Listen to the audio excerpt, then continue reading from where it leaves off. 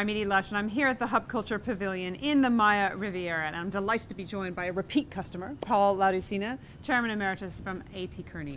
Now tell me, you think that Latin America has a window of opportunity that they can't miss if they want to stay competitive in this world. Tell me about that. Well, good to be with you again, Edie.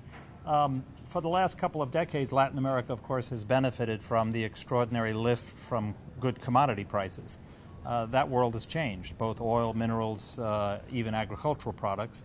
So Latin America needs to shift to revenue sources that are more sustainable, and in the new world, those are going to be technology and innovation based, and therefore Latin American policy leaders need to make the investments in the infrastructure as well as the human resource development to make that transition. So where do you see the bright lights in Latin America that are leading the way? Well, clearly the bright lights, just in terms of growth rates, are in Colombia, in Peru, and Chile.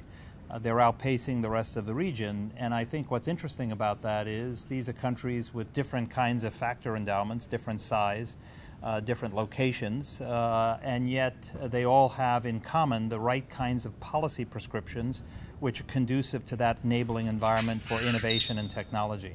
So just taking some specific examples, I've been speaking with MasterCard actually about how you can in Colombia pay with the same card on the bus that you can buy your groceries with. Right. Now obviously that's an incredible thing. We can do that in London. Right.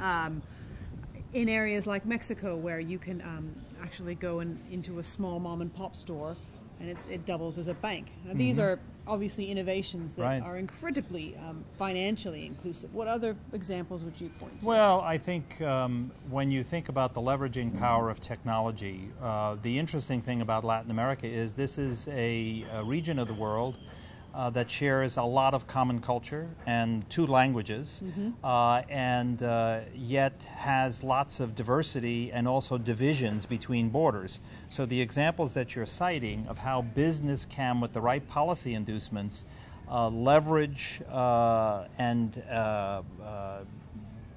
if you will, shorten the distance between people, goods, capital, and ideas movement is extraordinarily important. Give me an example of where you've been disappointed when a government hasn't done the right thing. Well, I think if you look at the lack of trust that there is among many of the governments in the region right now, in fact, on the Corruption Perception Index, Latin America still, as a region, does not rank very highly. So there is clearly an erosion of trust, and for governments to be able not only to articulate the right policies, but then to execute them convincingly and consistently, they have to restore trust. So I've been disappointed that after so many years of building back trust factors, that over the last couple of years we've seen around the Latin American countries an erosion of trust, and that is really debilitating. Well, thank you so much for stopping by the Hub Culture Pavilion here in the Maya Riviera, and I'm Edie Lush.